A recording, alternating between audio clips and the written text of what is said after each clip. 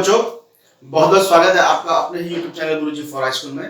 तो आज के इस वीडियो में सांख्यिकी चैप्टर का जो आपका चैप्टर नंबर 14वां है उसका मैं आपको एक एग्जाम्पल करा रहा हूँ। एग्जाम्पल नंबर 1 चैप्टर नंबर 14 का यानी कि चैप्टर नंबर 14 का जो एग्जाम्पल नंबर 1 है, उदाहरण नंबर 1 है, वो मैं आपको इसमें सॉल्व कराऊंगा स्टैटिस्टिक में यानी कि सांख्यिकी वाले चैप्टर में। ये एग्जाम्पल मैं इसलिए सॉल्व करा रहा हूँ बच्चों क्योंकि ये एग्जाम्पल जो बहुत इंपॉर्टेंट है और अक्सर जो है बोर्ड एग्जाम्स में पूछा गया है। एक नंबर का क्वेश्चन आता है, बहुत छोटा क्वेश्चन है, बहुत इजी क्वेश्चन है, लेकिन अक्सर पूछा जाता है। तो इसलिए मैं चाहता हूं कि आप बच्चे इस पर थोड़ा ध्यान से इस पर अपना ध्यान दें और इसको देखें कि इसमें हमें कैसे सॉल्व करना है। सॉल्व करने की कोई बहुत बड़ी बात नहीं है, लेकिन कुछ बच्चों को एक कॉन्सेप्ट क्लियर हो जाएगा कि कैसे हमने इस तरह सांख्यिकी के सवालों में यानी कि माध्य के सवालों में हमको क्या चीज याद रखनी है और क्या क्या चीज हमें इसमें कैलकुलेट करना है, उस चीज का उनको क्या आ जाएगा, आइडिया आ जाएगा। तो चलिए इस सवाल को पढ़ लेते हैं।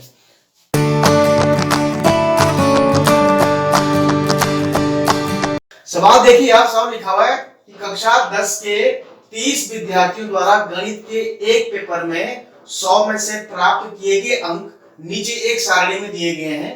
इन विद्यार्थियों द्वारा प्राप्त अंकों का माध्य ज्ञात कीजिए। तो यानी कि आपने मीन ज्ञात करना है। ये टेबल दी गई है, टेबल में आपका जो टोटल मार्क्स ऑब्टेन, जो टोटल मार्क्स प्राप्त किए गए हैं, प्राप्तांक प्राप्त किए गए हैं, और विद्यार्थियों की संख्या दी गई है कि 10 नंबर लाने वाले कितने विद्यार्थी हैं, कितने स्टूडेंट्स हैं, 1, 20 लाने वाले 1, 36 लाने वाले 3, और इसमें 70 लाने वाले 4 विद्यार्थी हैं, 72 लाने वाले एक ही विद्यार्थी है, 80 लाने वाला भी एक ही विद्यार्थी है, और 95 लाने वाला विद्यार्थी भी एक ही है।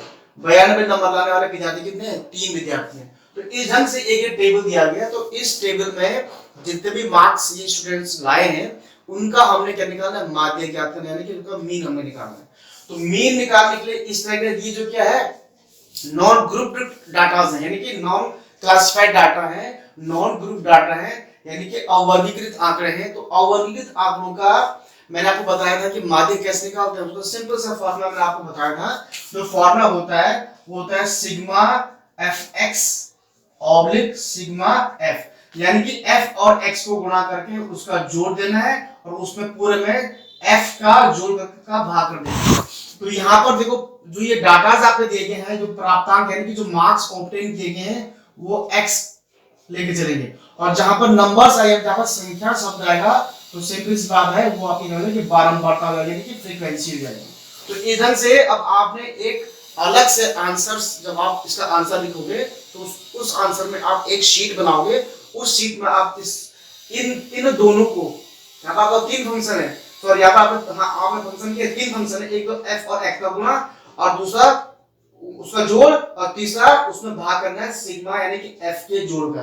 यानी कि आप पहले fx को गुणा कर दोगे, फिर जोड़ दोगे, f को जोड़ दोगे, जो आएगा उसमें इसमें इसका भाग कर दोगे। सिंपल सी बात है। यानी कि फॉर्मूले से आपको पता चल रहा है कि जो आपने मीन निकालना है वो साथ साथ पता चला है कि fx यानी कि f और x को गुणा करना है और f का योग निकालना है।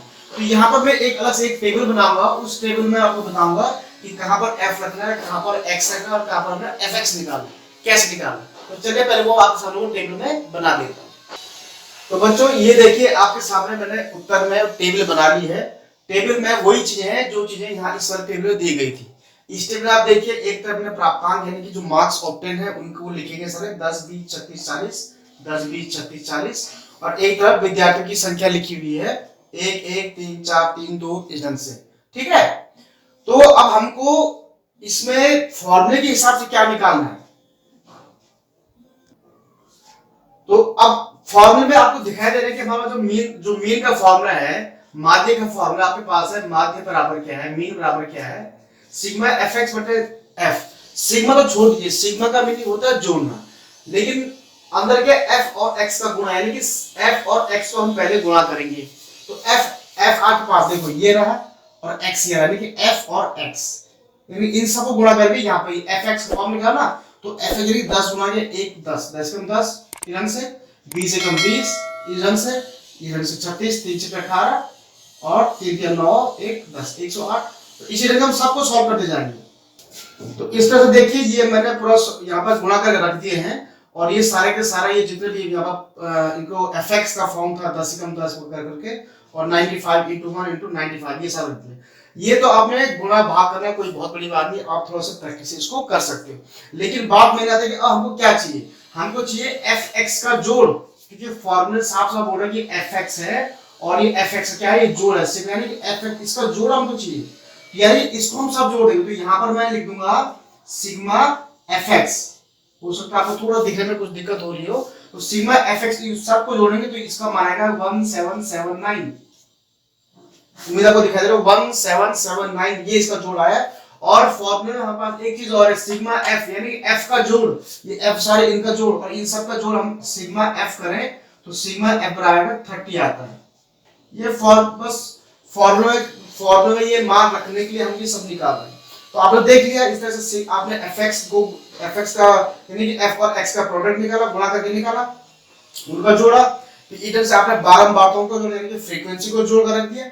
और उसके बाद सिंपल सा माध्य का मान निकालने के लिए आपने क्या करना है, फॉर्मूले में जो आपने टेबल में निकाला वही फॉर्मूला रख के इसको क्या करना है, सॉल्व कर देना। तो इसको सॉल्व करने क्या करेंगे, मान रखिए आप, तो ये हो जाएगा फॉर्मूले के हिसाब से सिग्मा एफ एक्स का मान हो गया 1779 ऑब्लिक सिग्मा एफ का मान हो गया आपका 30। तो ध्यान रखिए माध्य यानी कि आपका जो मेन है उसका मान निकालने के लिए आपने सिग्मा एफ एक्स की जगह उसका मान रख दिया और सिग्मा एफ की जगह उसका मान रख दिया। सिग्मा एफ आपका ये हो गया यानी कि बारंबारताओं का योग, और सिग्मा एफ एक्स यानी कि एफ एक्स जो गुणनफल था उन सब का योग, ये रखना है, सॉल्व कीजिए। तो ये सॉल्व आपका आएगा 59.3, यानी कि जो दिए गए आंकड़े हैं उनका जो माध्य आया वो कितना है 59.3, यानी कि इन विद्यार्थियों के द्वारा प्राप्त अंकों को जो माध्य होगा वो कितना होगा 59.3 होगा। तो ये था एक आपका माध्य निकालने का एक छोटा सा सवाल था, एग्जाम्पल था, कोई बहुत बड़ी बात इसमें नहीं थी, लेकिन ये इसलिए मैं शॉर्ट कराया क्योंकि ये अक्सर बोर्ड एग्जाम्स में ये सवाल पूछा गया एक नंबर। तो आपको बस ये बहुत बड़ी बात नहीं है, टेबल में गुणा भाग करना ये बहुत बड़ी बात नहीं, बहुत बड़ी बात ये है कि फॉर्मूले को देख करके आप कैसे पता करोगे कि हमको क्या चाहिए। तो सिंपल सी बात है, फॉर्मूला एफ एक्स था और उसके बाद उसको जोड़ था, जो तो बात की बात है पहले के एफ एक्स यानी कि एफ और एक्स का गुणा। तो टेबल में हमने एफ और एक्स गुणा निकाला, 10 कम 10 किया, 20 कम 20 किया, 36 किया, 108 किया, और ये हम ये गुणा करते रहे। उसका उसी एफ एक्स का क्या जोड़ है, यानी कि एफ एक्स था इनका जोड़ ये कर दिया। सिग्मा एफ का यानी कि बारंबारताओं का जोड़ वो ये कर दिया। बस उसके बाद ये भागी तो करना है, ये सिंपल 59.3 आपका क्या आ गया, माध्य क्या मीन आ गया। तो ये था एक छोटा सा सवाल था लेकिन वेरी इंपॉर्टेंट क्वेश्चन। तो ये सभी बोर्ड्स के जो भी विद्यार्थी है, चाहे वो आपका सीबीएसई बोर्ड जहां भी है, चाहे उत्तराखंड का बोर्ड है, उत्तराखंड का है, बिहार का है, दिल्ली का है, नागपुर कहीं का किसी बोर्ड का, तो उन बोर्ड में ये आपके पास ये सवाल जरूर पूछा जाएगा।